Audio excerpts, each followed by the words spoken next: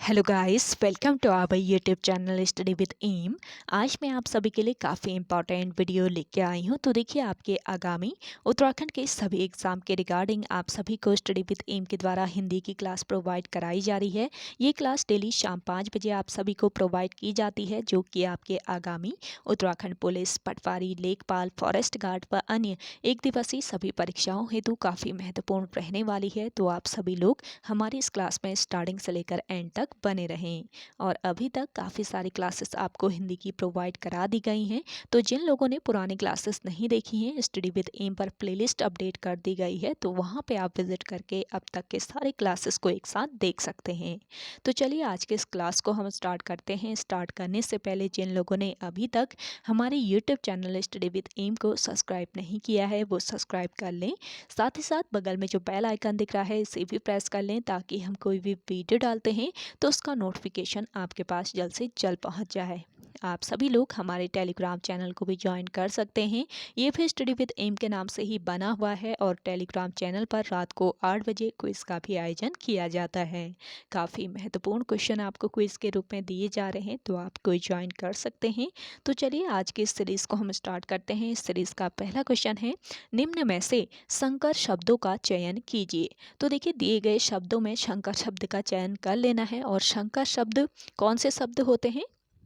देखिए, दो भिन्न यानी अलग भाषाओं से मिलकर शब्दों को क्या कहा जाता है? शंकर शब्द कहा जाता है। जैसे कि फॉर एग्जाम्पल हमने एक शब्द ले लिया, रेलगाड़ी। अब देखिए, यहाँ पे रेल जो है ये किस भाषा का शब्द है? अंग्रेजी भाषा का शब्द है। जबकि गाड़ी की बात करें तो गाड़ी फारसी भाषा का शब्द है। तो ये ध्यान रखना है, यानी कि दो भिन्न भाषाओं से मिलकर बने शब्दों को ही क्या कहा जाता है? शंकर शब्द कहा जाता है। ऐसे ही हम एक शब्द और ले लेते हैं, जांचकर्ता। जांचकर्ता।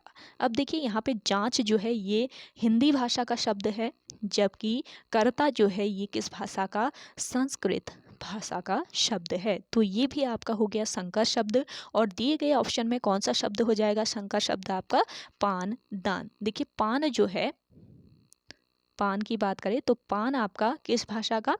हिंदी भाषा का शब्द है। जबकि दान जो है ये फारसी भाषा का शब्द है। तो दिए गए ऑप्शन में पान दान आपका संकर शब्द हो जाएगा, यानी कि ऑप्शन सी यहाँ पे आपका इस क्वेश्चन का बिल्कुल करेक्ट आंसर है। अगला क्वेश्चन देखें, डैश शब्द वे होते हैं जिनमें लिंग, वचन, कारक, काल, पक्ष के कारण परिवर्तन होता है। तो देखिए, डैश शब्द कौन से होते हैं? इसका राइट आंसर हो जाएगा विकारी। विकारी शब्द वे होते हैं जिनमें लिंग, वचन, कारक, काल, पक्ष के कारण परिवर्तन होता है। अगला क्वेश्चन देखेंगे, आंख के पर्यायवाची हैं। तो देखिए, आंख के पर्यायवाची कौन कौन से हैं? इनमें से चक्षु, लोचन, दृग सभी हैं। तो उपयुक्त सभी, ऑप्शन डी यहाँ पे आपका बिल्कुल करेक्ट आंसर है। अगला क्वेश्चन देखेंगे, रात का पर्यायवाची शब्द नहीं है। तो देखिए, रात के पर्यायवाची शब्द कौन कौन से नहीं हैं? इनमें से कौन कौन से हैं? सबसे पहले ये जान लीजिए। तो रात्रि, रजनी और विभावरी ये पर्यायवाची शब्द हैं रात के, लेकिन नीरद नहीं है। नीरद किसका पर्यायवाची है? ये भी पूछा जा सकता है। या नीरद के पर्यायवाची कौन कौन से होते हैं? ये भी क्वेश्चन आयोग के द्वारा आपसे पूछा जा सकता है। तो देखिए, नीरद के पर्यायवाची शब्द देख लीजिए, बादल, बादल, इसके अलावा पयोधर, पयोधर, और आपका मेघ, जलधर, अम्बुद, वारिद, घन, जलद, वारिवाह, ये सभी आपके पर्यायवाची शब्द हैं। किसके? नीरद, यानी किसके? बादल के। ये आपको याद रखना है। अगला क्वेश्चन देखेंगे, आविर्भाव का विलोम शब्द है। तो देखिए, आविर्भाव का मतलब क्या होता है ये आपको पता होगा, तो आप करेक्ट कर सकते हैं। आविर्भाव का मतलब होता है जन्म होना, किसी चीज़ का जन्म होना, प्रकट होना, उदय होना या फिर अवतरण होना। ऐसे ही इसका विलोम बताना है, तो इसका विलोम क्या हो जाएगा? जिसका समापन हो रहा है, जिसका लोप हो रहा है, या कोई अदृश्य होने वाला भाव जहाँ पे हो रहा है, वो हो जाएगा आपका इसका विलोम। तो कौन सा शब्द में यह भाव है अदृश्य होने का भाव? ये भाव है इसमें तिरोभाव में, यानी कि ऑप्शन ए यहाँ पे आपका राइट आंसर हो जाएगा। तिरोभाव का मतलब होता है लोप या फिर अदृश्य होने वाला भाव, तो आविर्भाव का विलोम हो जाएगा तिरोभाव। अगला क्वेश्चन देखेंगे। अगला क्वेश्चन है आपका सुउपसर्ग का उदाहरण है। तो देखिए उपसर्ग जो होते हैं, मैंने आपको कई बार बता दिया है कि उपसर्ग जो होते हैं वो शब्दों के शुरुआत में यानी फ्रंट में लगते हैं। तो यहाँ पे सुउपसर्ग का उदाहरण हो जाएगा क्या? सुबोध। देखिए शब्द के फ्रंट में लगा ना, बोध शब्द के फ्रंट में सु उपसर्ग लगा है, तो ये हो गया सुबोध। ऑप्शन बी यहाँ पे आपका राइट आंसर है। अगला क्वेश्चन देखेंगे। देनदार और लेनदार शब्दों में प्रत्यय का चयन कीजिए। तो देखिए उपसर्ग बताएं शब्दों के फ्रंट में लगते हैं, ऐसे ही प्रत्यय जो होते हैं ये शब्दों के कहाँ पे लगते हैं? एंड में, यानी कि लास्ट में लगते हैं, शब्दों के अंत में लगते हैं। और यहाँ पे देनदार और लेनदार शब्दों में कौन सा प्रत्यय हो जाएगा? दार प्रत्यय। तो ऑप्शन सी यहाँ पे आपका राइट आंसर हो जाएगा। अगला क्वेश्चन देखेंगे। अव्ययी भाव समास का उदाहरण है। तो देखिए अव्ययी भाव समास के उदाहरण कौन कौन से हैं ये बताना है। यथाविधि, रातों रात, यथाशक्ति, सभी हैं तो उपरोक्त सभी। ऑप्शन डी इस क्वेश्चन का करेक्ट आंसर है। अगला क्वेश्चन देखेंगे। सही युग्म का चयन कीजिए। तो देखिए इसमें से सही युग्म का चयन कर लेना है। इसमें से सही युग्म है आपका कौन सा? इनमें से कोई नहीं, इनमें से कोई नहीं आपका सही युग्म।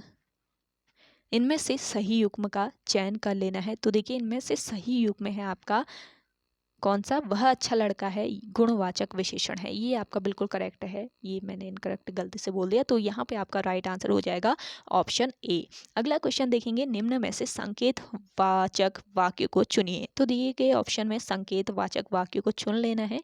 तो संकेत वाचक वाक्य यहाँ पे कौन सा है?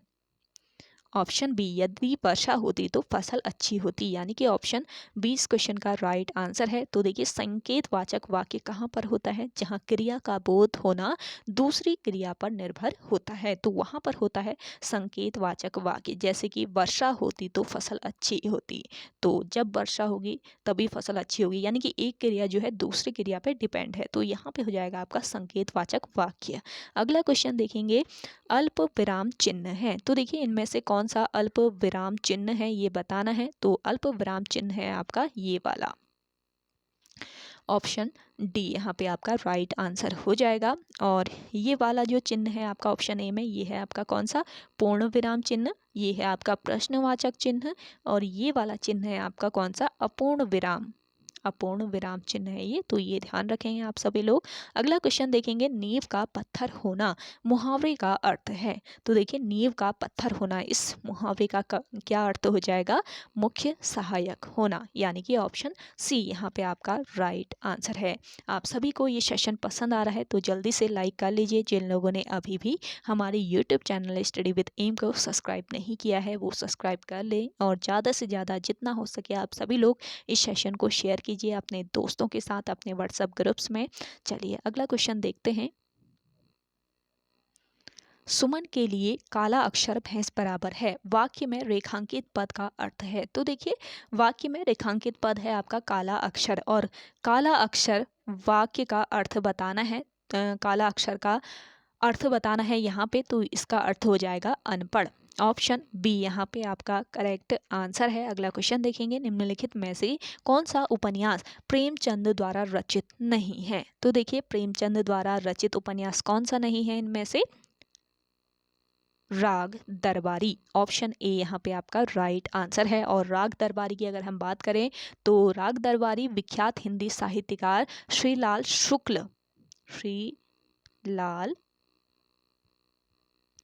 शुक्ल की प्रसिद्ध व्यंग रचना है। किसकी ये रचना है? श्रीलाल शुक्ल की, और जिसके लिए श्रीलाल शुक्ल को वर्ष 1969 में साहित्य अकादमी पुरस्कार से सम्मानित किया गया था। और प्रेमचंद के प्रमुख उपन्यासों की अगर हम बात करते हैं, इनके मुख्य जो उपन्यास हैं वो कौन कौन से हैं? प्रेमाश्रयी है, रंगभूमि है, निर्मला है, कायाकल्प, गबन, कर्मभूमि, गोदान, प्रतिज्ञा, अहंकार व मंगलसूत्र, ये सभी इनके उपन्यास है। और मंगलसूत्र जो है, मंगल सूत्र, ये प्रेमचंद का अपूर्ण उपन्यास है, यानी कि ये अधूरा ही रह गया था, इसके बाद इनकी मृत्यु हो गई थी, तो ये इनका अपूर्ण उपन्यास है।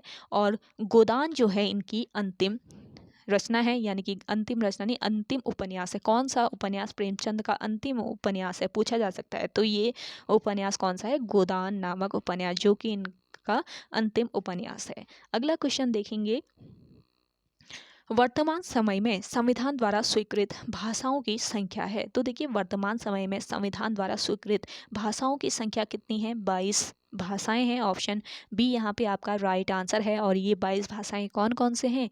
असमिया हो गया, बांग्ला हो गया, गुजराती हो गया, हिंदी हो गया, कन्नड़ हो गया, कश्मीरी हो गया, मलयालम, मराठी, उड़िया, पंजाबी, संस्कृत, तमिल, तेलुगु, उर्दू, सिंधी, कोंकणी, मणिपुरी, नेपाली, बोडो, डोंगरी, मैथिली और संथाली। तो ये 22 भाषाएं हैं जो कि संविधान द्वारा स्वीकृत भाषाएं हैं, ये ध्यान रखना है। और जो आपका 21वां संविधान संशोधन है, आपसे पूछा जा सकता है कि बताइए 21वां संविधान संशोधन द्वारा 8वीं अनुसूची में कौन सी भाषाएं जोड़ी गई? तो देखिए, 21वां संविधान संशोधन 1967 में 8वीं अनुसूची में, कौन सी अनुसूची में? 8वीं अनुसूची में कौन कौन सी भाषाएं? एक तो आपका सिंधी भाषा, दूसरा आपका सिंधी भाषा, सिर्फ एक सिंधी भाषा जोड़ी गई थी। किसवां संविधान संशोधन 1967 में 8वीं अनुसूची में केवल एक भाषा, सिंधी भाषा को जोड़ा गया था। और आपका जो 71वां संविधान संशोधन था, तो 71वां संविधान संशोधन 1992 के द्वारा 8वीं अनुसूची में कौन कौन सी भाषाओं को जोड़ा गया था? कोंकणी और नेपाली भाषाएं जोड़ी गई थी 71वें संविधान संशोधन 1992 के द्वारा। तो ये आपको याद रखना है।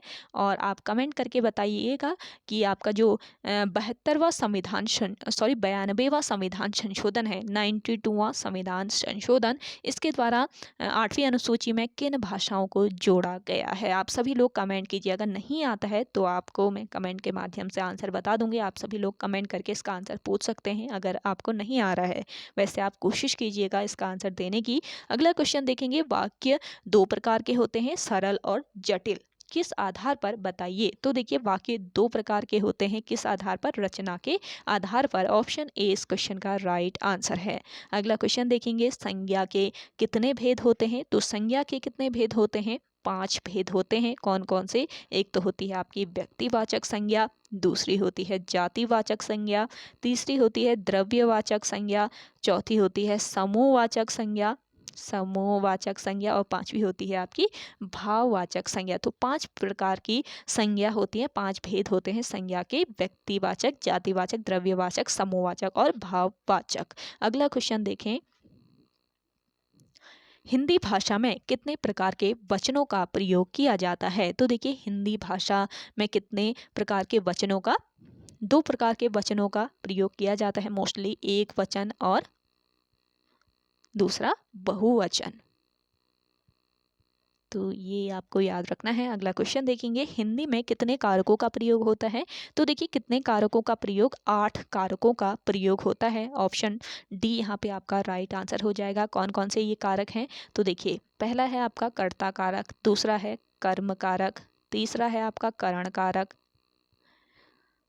चौथा है संप्रदान कारक, पांचवा है आपका अपादान कारक, छठा है आपका संबंध कारक, सातवां है आपका अधिकरण कारक और 8वां है आपका कौन सा? संबोधन कारक। 8वां हो जाएगा संबोधन कारक। तो 8 कारक होते हैं हिंदी में और 8 कारकों का प्रयोग किया जाता है। और ये इन कारकों के कारक चिन्ह कौन कौन से हैं ये भी आपको पता रहना चाहिए, क्योंकि यहाँ से अक्सर आयु के द्वारा क्वेश्चन पूछे जाते हैं। तो कर्ता का जो कारक चिन्ह है वो क्या होता है? ने होता है। ऐसे ही कर्म का कारक चिन्ह होता है को, करण का कारक चिन्ह होता है से या फिर के द्वारा, संप्रदान का कारक चिन्ह होता है के लिए, को या फिर के लिए, को के लिए, और अपादान का कारक चिन्ह क्या होता है? से अलग। ऐसे ही संबंध का कारक चिन्ह होता है का, के, की, रा, रे, री और अधिकरण का जो कारक चिन्ह होता है वो क्या होता है, मैं, पर।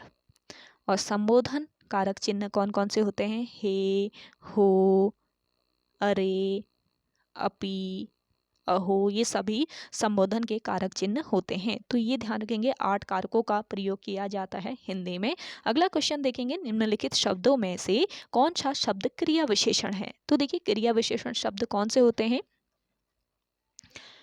जो क्रिया की भी क्या बतलाते हैं, विशेषता बतलाते हैं। तो ऐसे शब्द होते हैं आपके क्रिया विशेषण। तो यहाँ पे आपका तेज जो शब्द है ये आपका कौन सा क्रिया विशेषण शब्द हो जाएगा। तो तेज शब्द क्रिया की विशेषता बता रहा है यहाँ पे, तो तेज क्रिया विशेषण शब्द आपका हो जाएगा। ऑप्शन ए बिल्कुल करेक्ट आंसर है।